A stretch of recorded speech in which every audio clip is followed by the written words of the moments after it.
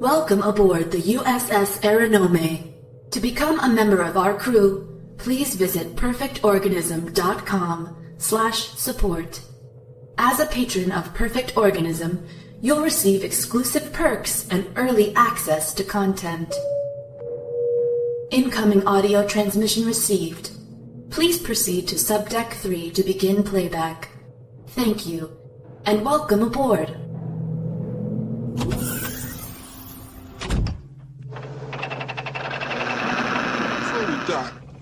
I think we ought to discuss the bonus situation. Right. Brett and I, we think we deserve full shares, right, baby? baby? You see, Mr. Park and I feel that the bonus situation is good. Move! Get out of there! Don't you move! Don't! Move down! Move down! Get out!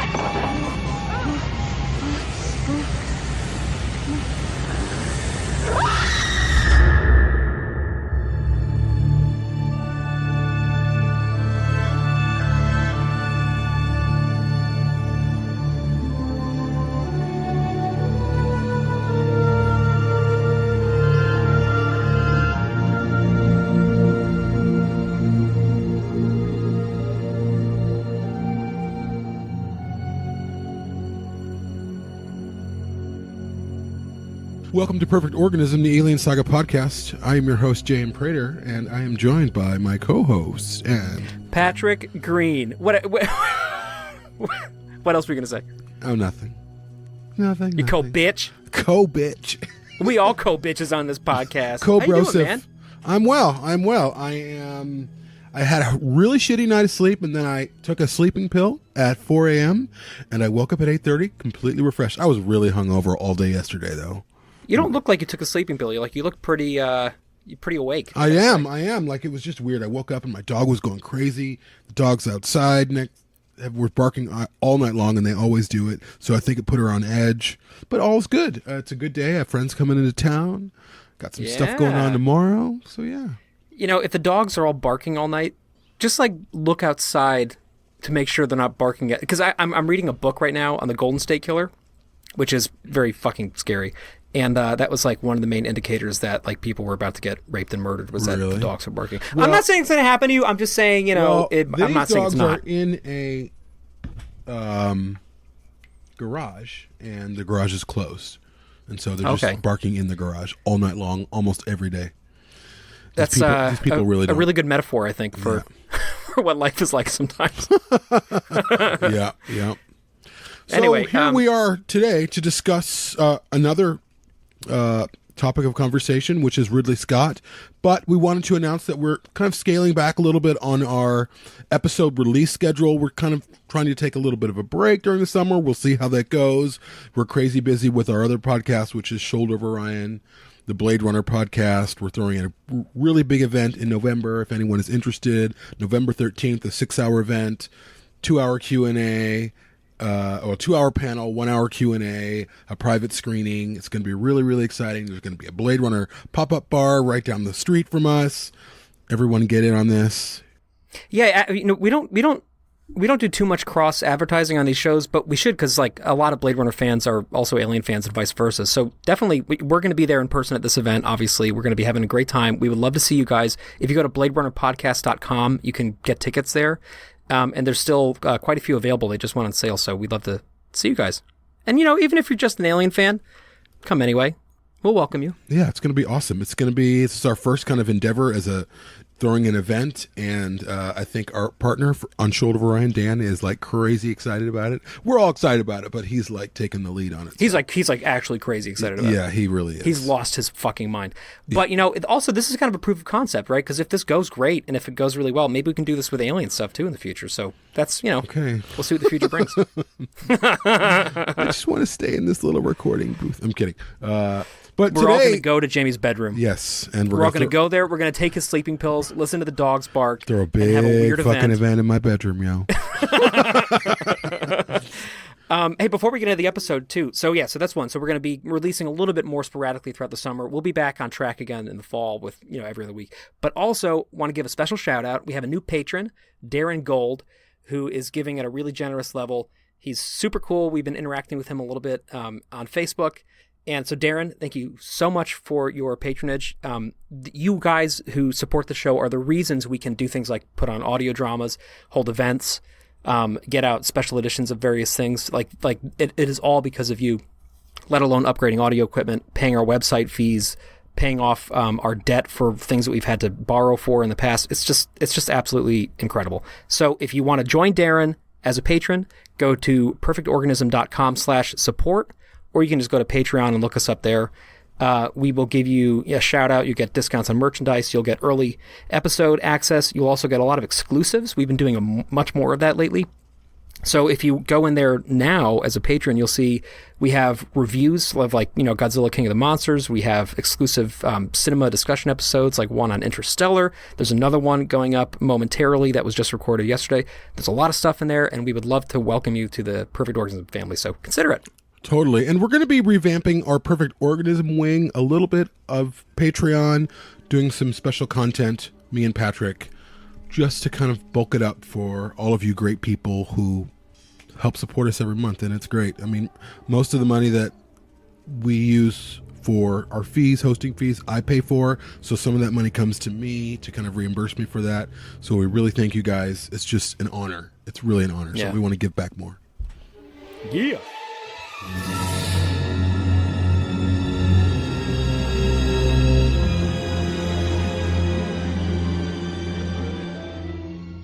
So you want to talk about Ridley? Let's talk about Ridley Scott. So, we did an episode during... Fuck you, dude! We did an episode during our, I can't remember, it's called 40 Miles of Bad Road series on aliens that was really well received on James Cameron. And we were struck by the fact that although we talk about Ridley all the time, we don't really spend the time to get into him as an artist specifically, and especially who he was when he made Alien, because it was quite a long time ago now, obviously. It's the 40th anniversary. But also because he had in some ways, a very analogous background to Cameron, and in some ways, a very divergent one. And I think we can all agree clearly that Alien is an undisputable masterpiece of film. And Ridley Scott, although he's not the only reason behind that, is one of the major contributing factors to it. So we thought it'd be fun to kind of look at his life a little bit, look at where he came from, and then look at how the shoot went, how the editing went, and how who he was as an artist influenced the film to being the great one that it is. Definitely. I think Alien is anomalous. Alien and Aliens are anomalous in some ways in terms of how they were made, because you had these really untested but strong personalities in directors who really made sure that these visions of film came to the screen. And as we know, after Aliens, things weren't going very well for the directors, for Fox, how the films were made, just all the producer and executive producer just meddling that got involved with the filmmaking process. It's not to say that Alien didn't experience a little bit of that, for sure, but it was, I guess, mitigated in a better way. Ridley Scott really had he was 40 years old. He had a much better head on his shoulders. He was a father. He'd been in the industry for a long, long time, maybe not making films. He had The Duelist, which I haven't seen, but Patrick has seen, that he can discuss. But he was just in a place where he knew what he was doing. Exactly. And I do think that his strength of personality and Cameron's strength of personality are so extraordinary that they can either be incredible artistic assets or they can make you somebody nobody ever wants to talk to again, right? And lucky for them both, they had that personality type and they had the genius to back it up. Just like Orson Welles, just like a lot of the great, the RKO filmmakers, like a lot of the great filmmakers in history have had that kind of crazy personality that, because of the strength of their vision, manages to see through the incredible complexities of the Hollywood studio system. And we're going to get a little bit into that on this episode because, like you just said, Alien was not beset by a lot of production issues and a lot of going through different script revisions and different director's choices and different things. There was a lot going on leading up to the production of this film as well. But as soon as Scott came on board, there was this laser focus. All of this, well, what if we did this? What if we did this? What if we did that? It was like, no, we are doing this. This is the budget, how we're going to shoot it. I know how these things work. I know how to film this. I am not a newbie. I am a genius, and I am ready to make this movie with these people that I can't wait to work with. So we're going to get into that. You want to go through his early life a little bit just to kind of set the stage? Yeah, go for it. So, of course, he was born in 1937 in really, really, really northern England. He was born just south of the border with Scotland, as we know, because there's an event happening near Ridley Scott's birthplace later this year that there was a little bit of confusion between you and I about if that was actually Scotland. Yeah, I thought it England. was in Scotland. I really did. Yeah, I mean, it's like 20 feet away from it. So to be fair, Ooh, maybe I'll cross over. You should go say hi to the Conor Murdoch while you're there. So his father fought in World War II, and because of that, his mother was a really dominant influence on his and his brother's early lives. He has talked quite a bit about this in various media and commentaries through the years, but he feels that his mother's influence on him early on is part of why he's always gravitated so much more to female protagonists and female heroes and characters. And it's easy to lose sight of that because he's made so many films and they've been so different through the years. But he has had a really great history of writing and, directing female characters that feel interesting and very strong and captivating. And it's not an accident, That was his upbringing, and that's what he learned from. And when his dad was gone fighting in one of the great catastrophes of the 20th century, his mom was the rock that he and his brother Tony held on to, And I think you see that a lot in his subsequent films.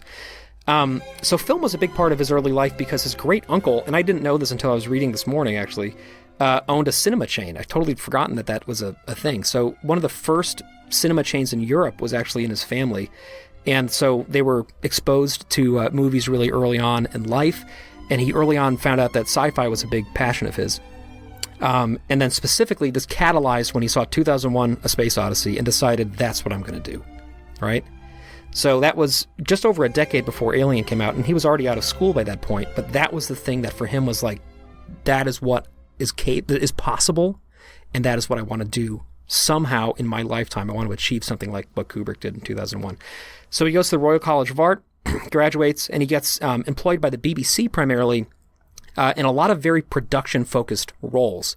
Again, there's a parallel with Cameron here, right? So he was a set dresser. He was on set doing some design work. He was actually tapped, apparently, to design the Daleks in Doctor Who, and then somebody else got the job.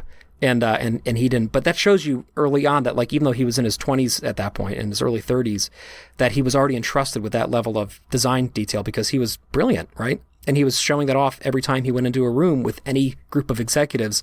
They were like, oh, we should have him on this project because he will make it better. In the midst of working for the BBC, he starts directing some television episodes of smaller things. And then later on in the late 60s, going into the early 70s, he and his brother Tony form Ridley Scott Associates. So it's a little weird that it was formed by he and Tony, but it's just called Ridley Scott Associates. But hey, that's the personality type. I'm not gonna question that. Yeah, he took the lead. He did, and then, it was clearly his thing. Later on, it was turned to Scott Free, which right, has a far more like familial ring to it. Like right. Like their last name is Scott, so it kind of represented both of them or all of them because he had three brothers at the time. Or right, yeah, he did. Right. Three brothers at the time. And it's worth pointing out that Scott Free, as you obviously know, has gone on to produce some of the real landmark pictures of our time. Like they're all over everything, both film, TV. It's a huge company, and that's this other part of his personality that I'm sure we'll get into. Is he is just like basically an endless reservoir of energy, right? He has that like entrepreneurial drive to just make, to do, to build, to make his time here worth something. So RSA goes on to become one of the dominant commercial powerhouses of 1970s Europe. They were producing all sorts of great stuff. Many of those commercials are considered landmarks at the time. And they were clearly making things that were artistically like, film level, but for, commercial purpose, which I think got them a lot of attention. All right, so going back to kind of like his timeline at this point. So 1937, he was born. 1963, he graduated from art school. 1968, he founds Ridley Scott Associates. And then almost a decade later, 1977, he makes The Duelists, right? So that was, you can see that he's not going right into film like a lot of young directors do. He's taking his time and he's building this resume that is very diverse and has a lot of production stuff, so that when he starts making movies, which he was 40 when he made The Duelists, which predates Alien by 2 years even, he was an expert. He knew exactly what he was doing, and then when he was in the right place at the right time, he was able to really act on it. Yeah, as I've listened to you go through this, a lot of the stuff I'm familiar with, some of it I'm not familiar with, but again, what really stands out to me is the similarity of character between. I know this is a discussion about Ridley Scott, but I just keep thinking of James Cameron. These men were very established in their career. They knew what they were doing. They weren't pedestrian. They weren't like, oh, this is my first feature film. They had a kind of a history behind them. Like, yes, I can do this. Give me the tools and I can do this. And also I think it's worthy to note, and I know we're discussing more of Ridley Scott, but the script for Alien was already in place. I mean, yes, it had to be it was rewritten a couple of times, but he kind of moved into this project with an existing story. And that's what Ridley Scott excels at. His work in commercials. They would give him pitches for ideas, and they were like, okay, can you make this for us? And that's what he would do. He's really, really astute at bringing a vision to life. It's seeing something that's established, whether it's a story, whether it's whatever, doing his design, getting input, and then like even just recently with, I think it was for a car, no, Hennessy. It was a Hennessy commercial that he recently produced, really lush, really lavish, and really bold and striking, and has that Ridley Scott aesthetic to it. He just right on point.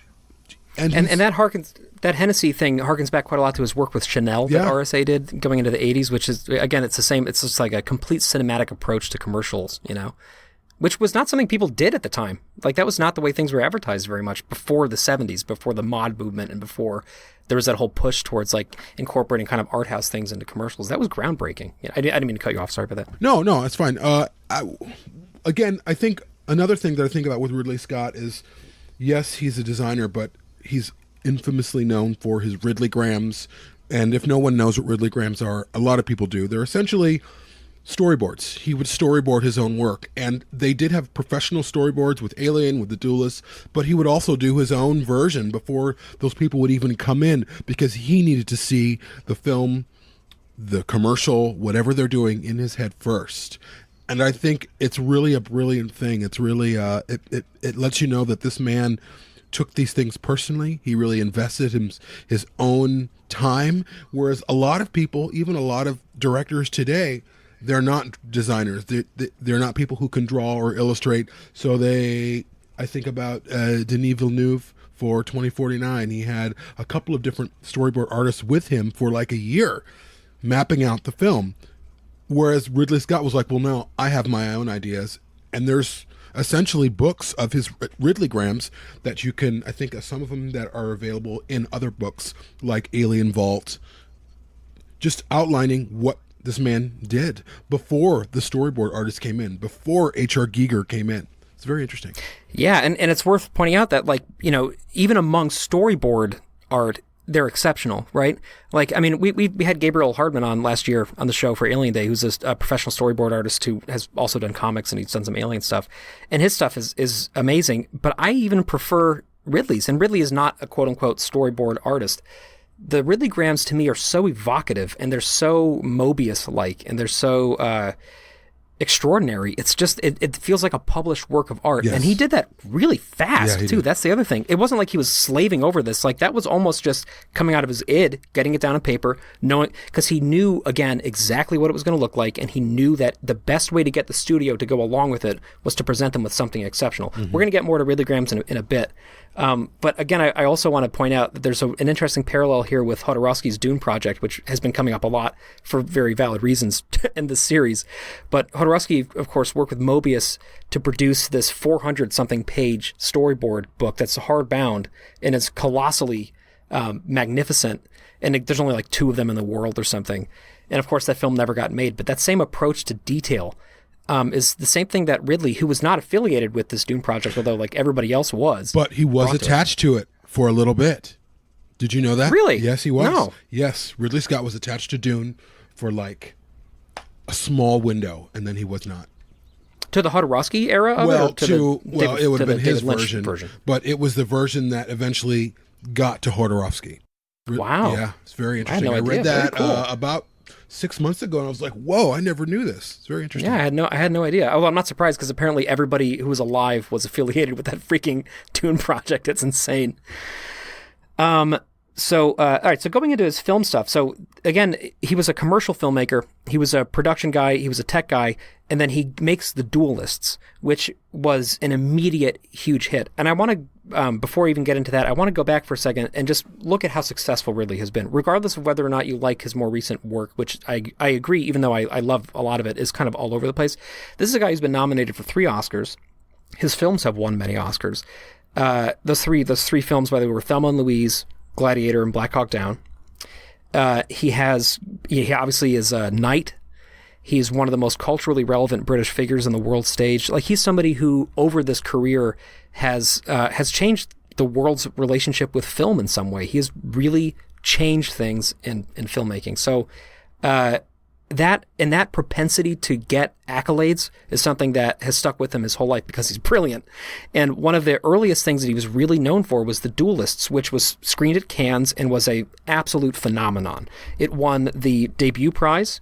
It was nominated for the main prize at the Cannes Film Festival as his first ever film. And it is, even today, it's regarded as one of the classics of 1970s cinema, compared a lot with Barry Lyndon, the Kubrick film. And I think in some ways favorably with it, because I think that The Duelists has an amazing narrative thrust to it. So I'll go through The Duelists just quickly in case people haven't seen it, or if you haven't seen it in a while. It's about 2 French officers during the Napoleonic Wars, and they have a minor disagreement in the beginning that leads to an increasing series of escalating duels, which were extensively fight choreographed. They're very realistic to the time period, and they are very psychological. So although it's in some ways sort of like an action film in that there's all these fight scenes, they're very psychologically done, and they're also in the midst of some of the most unbelievably detailed production design I've ever seen. Again, like, Barry Lyndon is one of the only films that I think it even compares to, because everything from the uniforms to the lighting to the scenery to the ways people are interacting with each other, the social conventions, it is so on point for what the Napoleonic era would have been like. And it reminds me a little bit of the work of Robert Eggers, who I don't know if that's somebody who's on your radar, but he's the guy who directed The Witch, and he's also directing The Lighthouse, which I'm so excited about. Okay, I am familiar with Eggers. For some reason, I thought The Witch was directed by the guy who did Midsummer, but no, the guy who did Midsummer did Hereditary. That's Ari Aster. Yeah. They both kind of like broke out at the same time, so it's an easy thing to get mixed up. But I think their styles are very different. But the thing with The Witch, so Eggers was like a very prominent award-winning costume designer right before making The Witch, and he kind of fell into directing as a result of trying to like achieve this visual vision that he had, and that attention to detail from the very beginning is I think one of the great hallmarks of his work as well. And I think again it's like Ridley and Cameron, these guys who didn't go to school to be film directors. They went to school to learn design and production and to learn the aspects of telling stories, and then they kind of fell into filmmaking as the only way that they could realize what they actually saw in their heads, you know? And I think that's like such a great thing. So anyway, I just want to say that The Duelists has a lot of parallels to Alien for me, and I'll just go through a couple of them really quickly. One of the most striking is this mix of very static compositions with handheld camera work. And I think it's easy with Alien to forget how much of it was shot using handheld, non-Steadicam stuff, because the scenes are such beautiful tableaus, it's so carefully arranged, and those are the visuals that really stick with you. But when things are intense or when things are heating up or when things are uncertain, Scott employs this handheld thing that's very jittery and very shaky, and the cuts are very, very, very fast, right? I mean, like maybe the best example of this is Kane getting attacked by the facehugger, where there's something like 30 cuts in the span of a second and a half, right? And the camera goes completely askew. And it's not askew in the way we see with like Dutch angles, where things are like just sort of supposed to like throw you off psychologically. Like Scott doesn't do that. He's very geometrically careful and he's very kind of precise. But then when he disrupts that, it's really fucking scary. And The Duelist does that, because The Duelist it's sort of like a series of beautiful oil paintings interrupted by like fights that feel like they were shot in 2009 or something. It's so extraordinary, this mix of static and motion and kinetic. And I think that's a big part of Scott's style that I wanted to unpack in a little bit. Also, in terms of parallels with The Duelist and Alien, there's the attention to detail. And the last thing I want to bring up is its very specific acceleration of pace. So I think one of the great things with Alien, and we'll get into this in a minute, is how he and Terry Rawlings managed to create this feeling that you were basically locked in a roller coaster and you knew the top of the hill was coming, and it felt like it, but it took forever to get to the top of the roller coaster. And then as soon as you started going downhill, you could not get off without dying, you know? And The Duelist feels like that, even though it's a historical epic and it's like it's completely different film. It starts with something so innocuous. It starts with this sort of an accidental injury during a very funny, kind of not funny, but a very kind of relaxed duel. And then that like little injury leads to a series of events that are spread out enough throughout the film that you don't realize things are getting out of hand until they're really, really out of hand. And by that point, it's just pulse pounding, edge of your seat. And I feel like that is very much Alien to me. So anyway, I guess it's time to move into Alien unless you have anything else you wanted to add. No, I mean, just what you're talking about in terms of, and I think about his other films in terms of a breakneck pace. I mean, I think as he's released films later in his life, that pace might increase a little bit, but I think you're really right. Like there's this momentum behind his work, but there's a buildup behind it, and then there's just like nonstop crashing. Like all of these things are happening at once. And as I think about him, and I can't remember exactly the year, maybe 2005, he released Kingdom of Heaven. That is probably one of my all-time favorite films by him. I still haven't seen that. What? Yeah. And with just a beautiful score by Hans Zimmer. Right. It is a spiritual experience of a film, and it's very, very underrated. But that to me is the Ridley Scott that I love, and it's the Ridley Scott, that same sense of like spiritual experience I experienced in Blade Runner.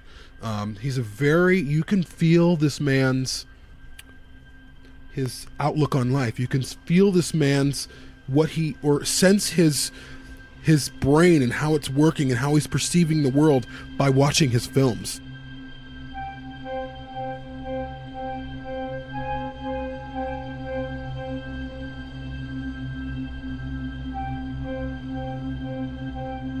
The discussions he has, even in Alien, about sort of like entering into a bigger reality, entering into something that's bigger than who you are, which is much of what happened in Alien with Ash and Lambert, with Lambert and Dallas and Kane going into the derelict. What that was these people stepping into a larger experience of life.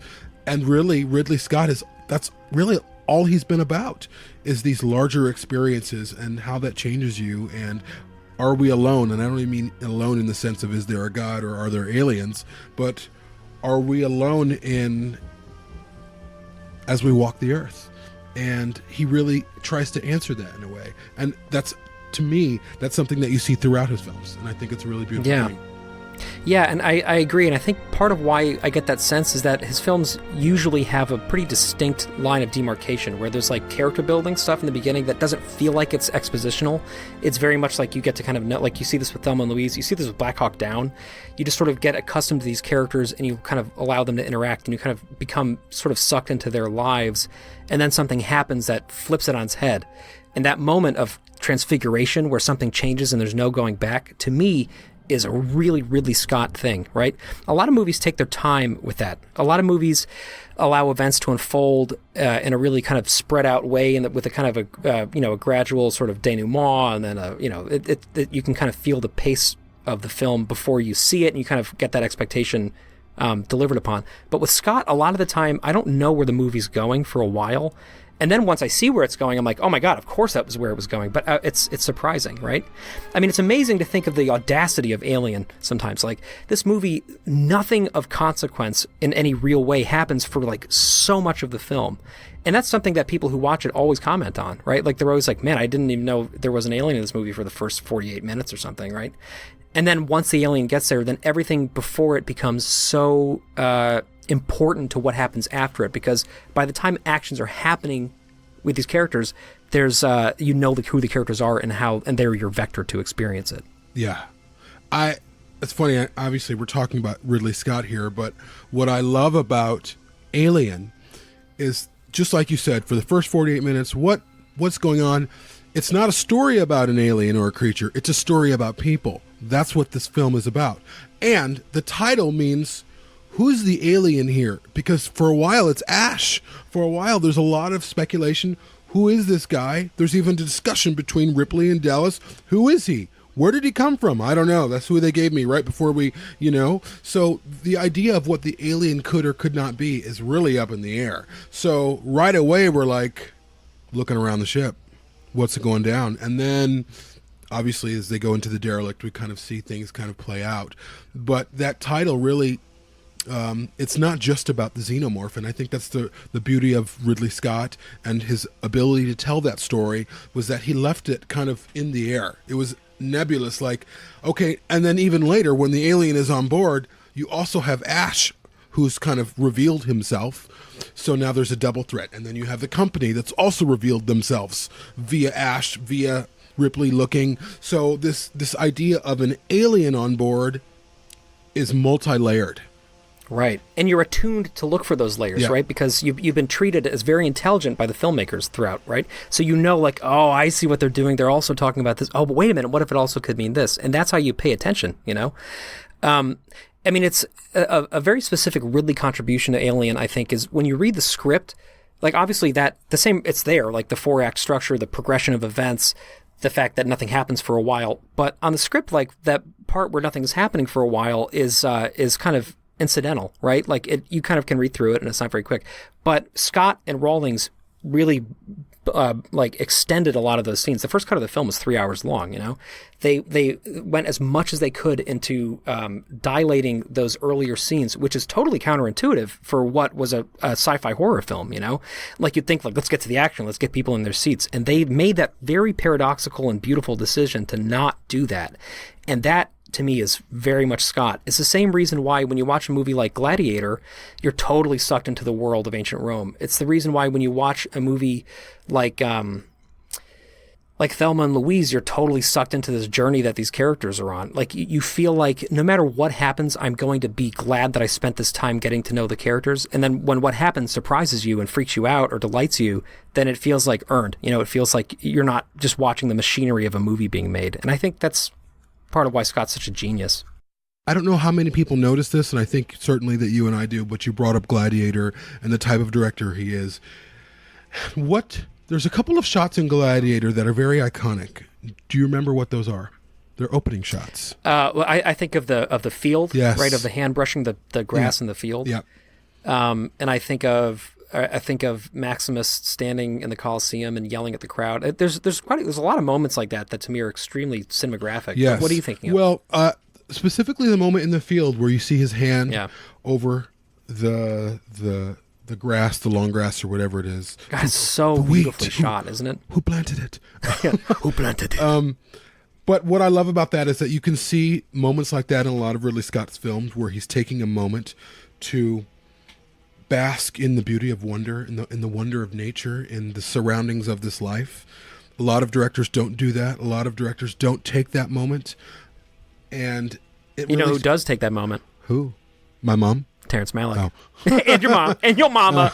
But I know you and I both love Terrence Malick. Terrence Malick, that's part of why I love that's his all work he does is take those moments when those I love moments him that for explode it. and you just bask in it, right? That's a discussion we should have about the Tree of Life sometime. That'd be a great That's one of my Patreon favorites. discussion. We should do that. It's amazing. But I really, really love that about Ridley Scott, because those moments don't forward the narrative. They don't really. Yes, it's a little bit of a character moment, but most of the time you're in an editing room and most people would be like, let's move on. But Ridley Scott takes those moments to really, even in Covenant and some of his later films that are controversial and divisive, he takes some moments to have people just kind of be in their surroundings, and it's really beautiful. I mean, look at the opening scene in Covenant with where they're in that that I don't know what kind of room it would be, but sitting on the lake, right? And David is walking over to his father, and it's just basking in that white glow with these objects sitting there looking out at this amazing tableau, and nothing's happening. It's very quiet, right? Yeah, it's just amazing, and there's very few directors who have that sensibility. Even I think of David Fincher, who I'm a huge fan of. He doesn't really have that sensibility. He's kind of breakneck and other things, amazing things. But to have a director say, we're going to stop and we're going to experience the wonder of this flower. Terrence Malick is someone who does that as well. I love that about Ridley Scott. Yeah. Although I totally agree with what you're saying about David Fincher, but it's incredible how amazing his films are, and yet how different he is from Ridley Scott. Like, we were watching Zodiac the other night, which I just absolutely fucking love that movie. And I was just like, man, what a propulsive filmmaker he is, you know? Like, you put on anything that Fincher has done, I mean, whether it be Zodiac or Seven or Alien 3, and it's just, you just cannot do anything but get sucked into it, you know? It's amazing.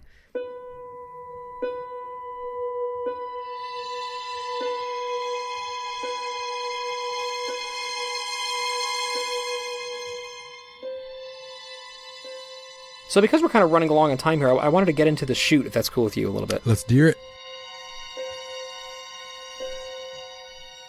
All right, so as we mentioned earlier on, it was originally going to be shot, at least presumably, by O'Bannon, who was he just done Dark Star. This was like a follow-up to it. The studio did not want O'Bannon to do it. They wanted Walter Hill to do it, which would have been interesting. And I mean, he's done some great films in his own right. Like, I would have watched it, but I'm glad that they didn't. Hill turned them down because he had other commitments and because he didn't feel confident with this genre. He didn't feel like he could really do justice to it. So then the studio and Brandywine and everybody, they start looking at other directors to take it up who would specifically not treat it as pulp science fiction. And they went through a lot of people and did not feel like they had the right fit. And then they were like, what about the guy that did that Duelist thing that screened at Cannes? And they started talking about it and looking at it, and they're like, we should maybe, approach him. Which, again, just like so many of these other directorial choices, let alone, Jean-Pierre Jeunet, but David Fincher and James Cameron too, it's like a crazy stroke of genius that they decided to look at Scott, who was not a sci-fi filmmaker. He'd only done one thing, and it was a historical epic about sword fighting, right? But they saw something in the way The Duelist was put together that made them think that he would have the attention to detail and the seriousness to tackle something like Alien.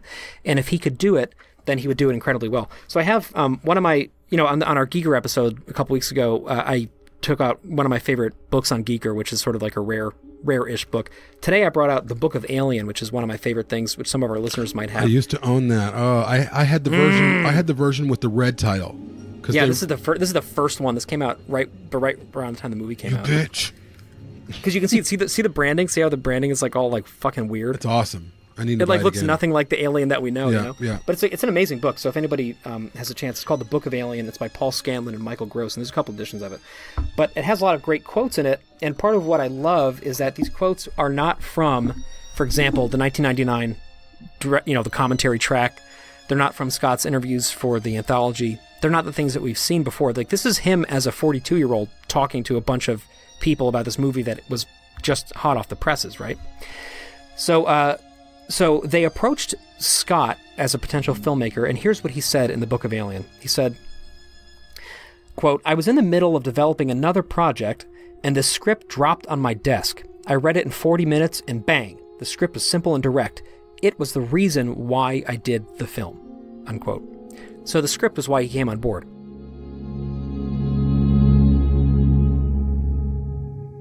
That was his strength. Really, that was the strength, is that story was so powerful, and it was, even if it was going through some stages of being rewritten, which most scripts do, you rarely get a script in Hollywood where it's a first-time writer, even if the writer has done other things, smaller things. If you've never done a big Hollywood film, you're going to submit a script, they might buy it, they're going to have someone else rewrite it. It happened with Prometheus, it happened with Covenant to some degree, it's happened with... even David Hampton Fancher's Blade Runner 2049. But I think it was really just this happenstance of the right people at the right time and this director. And also it was shot in England. So I think it also really played well with just the crew that he was going to have, him being British, them respecting that, knowing who he is, knowing his career. He's been doing it a long time. It was just this fantastic dynamic of everybody in the right place at the right time.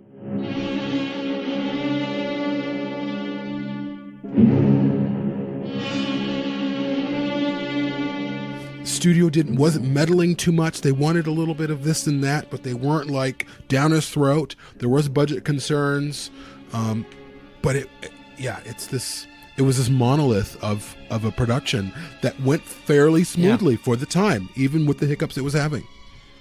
And I think there's a specific reason for that, which I'm going to talk about in 1 second. But before I do, you brought up the people on set, right, at Shepperton Studios. There were something like 200 technicians associated with this film, and they respected Scott because he was one of them, right?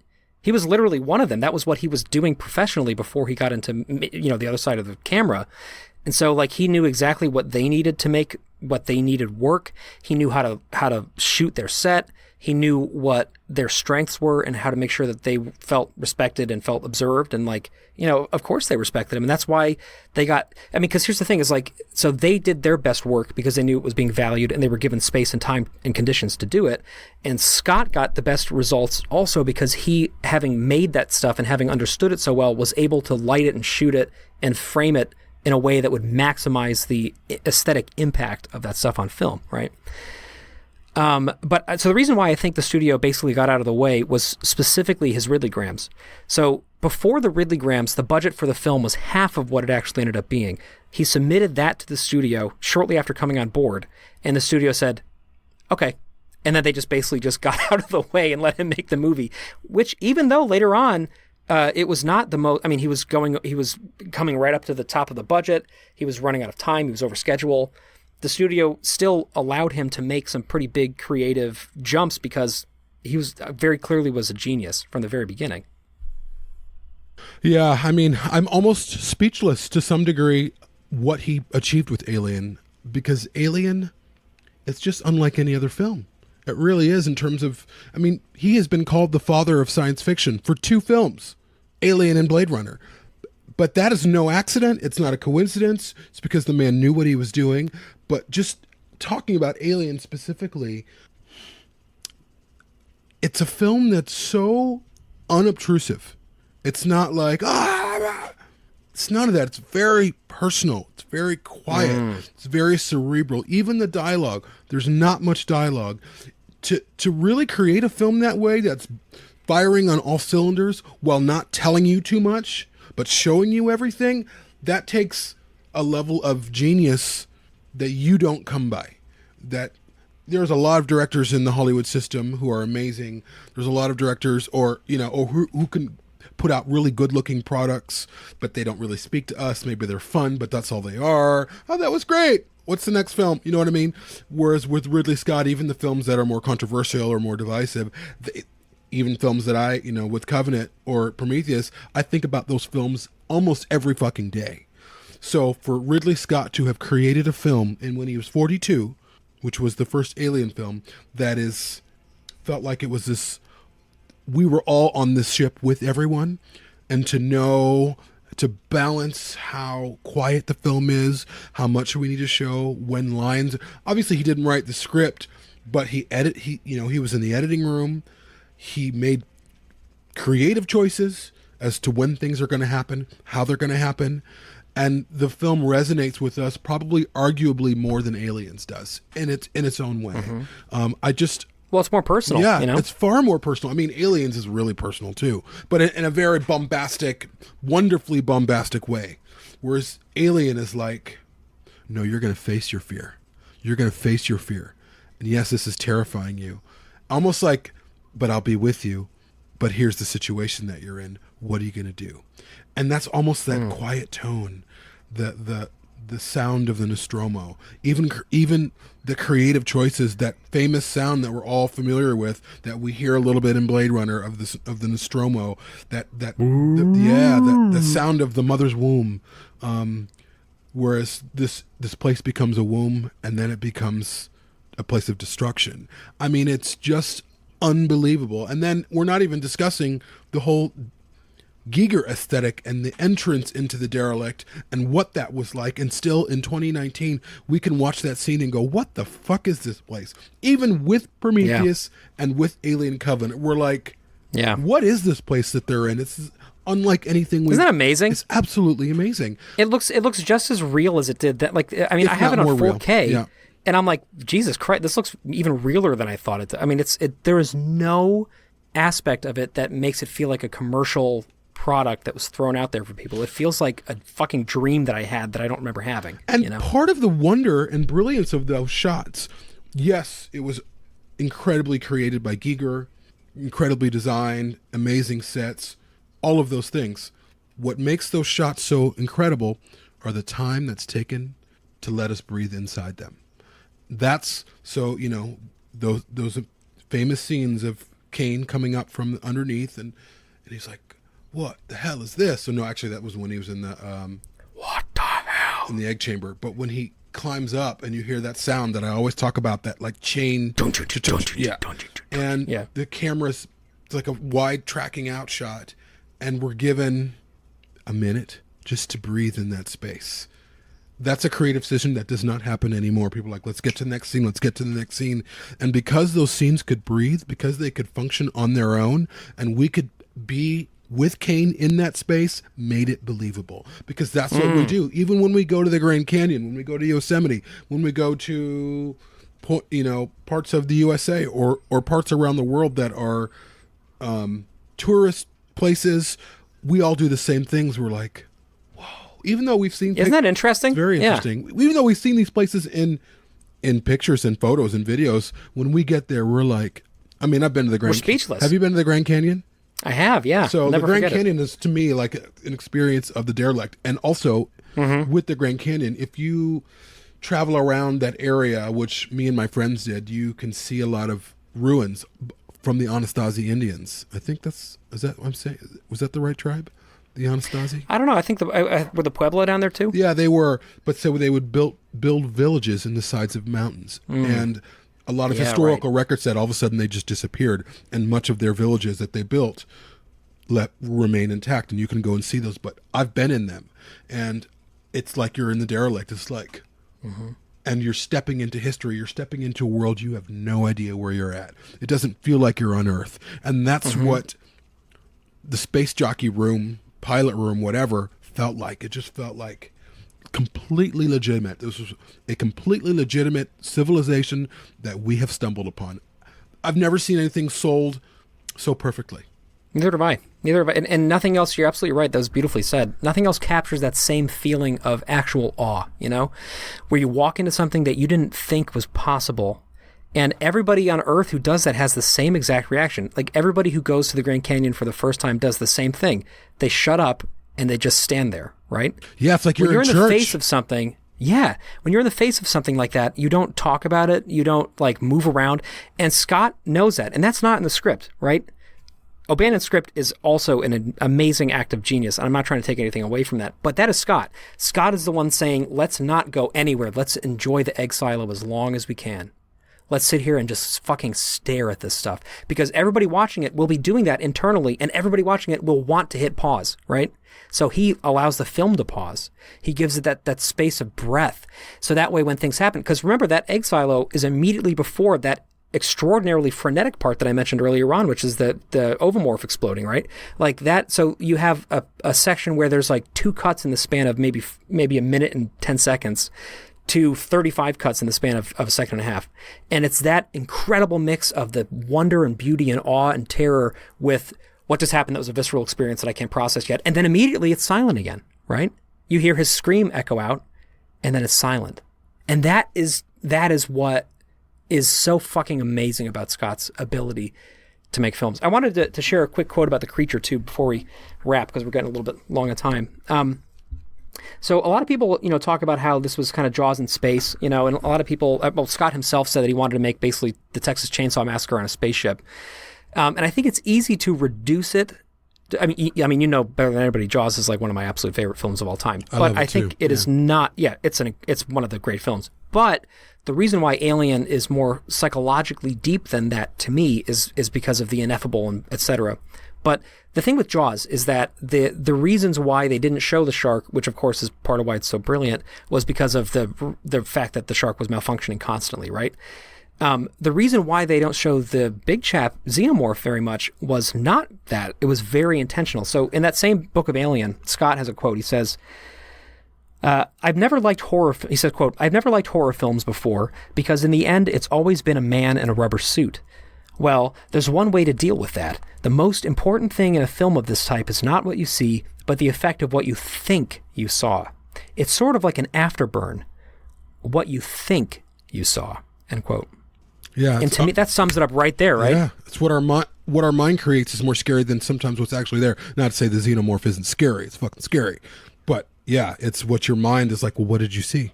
What did you You're like, see? what just happened, right? Yeah. Like, I mean, and that's Yeah. why we debate Lambert's death constantly, is because like we don't really know. Like, there's all these moments like that, these moments of like what happened, and then you can't get it out of your head because you can't. There's no closure to it. One right? thing though about the whole Texas Chainsaw Massacre in space, I don't agree with that assessment.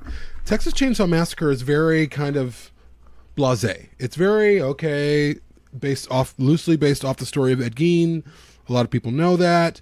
Alien, I just feel like those comparisons, even a haunted house in space, I don't think it's that at all. I think it's, if anything, it's a home invasion. It's not just a home invasion by one person. It's a home invasion by an alien creature, a home invasion by someone you thought was one of your family, and a home invasion by the home itself, which was the company/mother. Like, so it's working on all of these layers. And I feel like, and I don't think that people are intentionally, or even Ridley Scott are intentionally trying to water it down to what it is, but it is not the Texas Chainsaw Massacre in space. It is and a lot of even people say, oh, it's a B-level, horror film with an A-level cast or whatever. No, it's not. This is a Class A science fiction masterpiece. End of story. There's nothing like it. And anybody who says that, if you're listening to it, just turn this off. Because you're wrong. Because you're crazy. Because it is not a B-level film with an A-level cast. It's a masterwork. It is. I don't want to take anything away from Texas Chainsaw because I think the original is a great film. Oh, I'm not saying it isn't. I'm just saying I agree a very with what you're different. saying. It's a very different approach. Right? I mean, it's a real world thing. This guy's crazy. Whatever. It's dramatic. It's salacious. It's everything Alien isn't, but it needs to be because it's a different story. Right. But what's interesting and revealing about that, because remember, Scott, as you know, was the one who said Texas Chainsaw in Space. He said that about what he wanted to do. So I think Scott probably, because he had just seen Texas Chainsaw because it just come out, he probably was thinking, oh, what if I can make that same kind of fear happen to people out in space? Because that was something that, that hadn't been done very seriously before. Most of these films were B movies. Most of these films were just sort of extraordinary, fantastic adventures that were wacky and fun and crazy. But Scott was like, what if we took that same approach to realism, that same kind of cinema verite horror technique that Tobe Hooper did for Texas Chainsaw and put that in space? And then I think what happened was Scott got on set and he started collaborating with people like Giger and Ron Cobb, and he started understanding like, oh, we're capable of more than that. And as all these people kind of came together, this new vision emerged, which was way more subtle and way more poetic, I think. So he kind of accidentally discovered that by working on it, I think it's just an amazing thing. In closing, I wanted to say, I think that, Scott's whole, the reason why he was the only person who could have possibly directed that film was the combination of his background and his attention to detail and production, his knowledge of what it takes to make a film believable and to make it work for years and years and years and years and years, because there's no paint showing on the edges, right? Like there's no mistakes in it. It's timeless. It is a real thing that never, it doesn't feel like a mistake, That's what Alien 3 and Alien have in common. There's a timelessness to both of them. They don't feel like they're in any time in space, except for maybe some of the graphics, the screens. Alien is this timeless masterpiece because of their clothing. It's very industrial. People dress like that today. Again, just a small stroke of amazing genius. Sorry, I didn't mean to cut you off. Right. No, it's fine. And you're absolutely right. It's just everything from the very beginning to the very end of the film is so intentional and so artistically relevant and so thought out, and that's why, even though The Duelist is a totally different movie, you can see like that's the guy who made Alien. It is that everything from the very beginning to the very end was intentional and was beautiful. So I think it's that combined with the fact that he was not this neophyte filmmaker when he made this movie. He had already had this career, even though it wasn't mostly in feature films. He had already had a career that had equipped him with a lot of tools to be able to come to the studio and say, no, we have to do something new, and we're going to, and you're going to go along with that. There's a great quote that Scott has on the director's cut commentary or not the director's cut commentary, just the theatrical commentary from 99, where he says, quote, you've got to keep topping yourself. If you're sure about something, you've got to stick with it, end quote. And I think, to me, so that is why something we didn't get to talk about yet, but the studio wanted, this is a great example of Scott, okay? So the studio wanted to cut the fourth act, which was in the script, And but by the time they were ready to shoot it, Scott was 6 weeks over his deadline by that point. They were running out of money, and Scott refused to allow them to release the movie without allowing him to shoot that fourth act. And so they did, and they relented. And the very final thing shot at Shepperton Studios, which of course Scott and his brother and a consortium later bought in the 90s, was this fourth act sequence that is what makes it specifically sublime. And Scott knew that, and that's why he knew that, he and Rawlings, as they were editing it, were like, we need to keep this fourth act in there, because if you just end with this spaceship exploding, then it's just like, okay, great. It's a hero, like just taking off into the sunset. I'm so glad that nightmare's over. But the thing is, the nightmare's not over. And that's why it's so brilliant. And he knew that. He knew the psychological state the audience would be in, where they had been acclimated by that point to keep being re-energized by things that were shocking them and things that were freaking them out. And he knew if he could just shoot that final sequence, the audience would leave the theater not knowing what could possibly be next. And to me, it is his personality and his strength of vision, ultimately, that have made him such an indelible filmmaker and have really changed the ways directors are treated by studios. And he had to fight for it just like anybody else did. I just think he was more profoundly well equipped to do so. Yeah, and I think he had a crew who was also in his corner, and some key people in his corner as well. So yes, he had to fight, but it wasn't the kind of fight where, he did Alien and then he's doing Blade Runner and they're acting like it was his first film, which is a conversation for another time. But yeah, it's just amazing.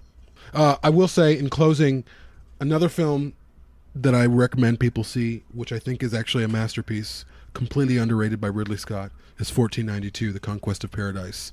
It is very long. It is fucking amazing. Scored by Hans Zimmer. No. Yeah, it is. No, it's not. Oh, it's no, it's Vangelis. Vangelis. It's Vangelis. Right, never mind. It's not. Yeah, it's not Hans Girl. Zimmer. That score is fucking great. No, the score. I listened to the 1492 so, score probably once a week. It's just amazing and profound. But the level of detail, Sigourney Weaver's in it. She plays the Queen of France. Just fucking amazing. It was released the same year that Alien 3 was released. Yeah, I haven't listened to that score in like fucking decades, but I remember it being unbelievable. So I'm going to track that down. That is a great film. Yeah, it's amazing. So yeah, I think maybe I feel like there's a lot more to talk about in terms of Ridley Scott and his just his personality and his ability as an artist. But maybe we can come back to this at some point with some other people. We'll talk about it. Yeah. But I feel like this is an unfinished conversation. But for now, I think that does it. Yeah. Thanks, man. Thank you. Thanks for listening, everybody.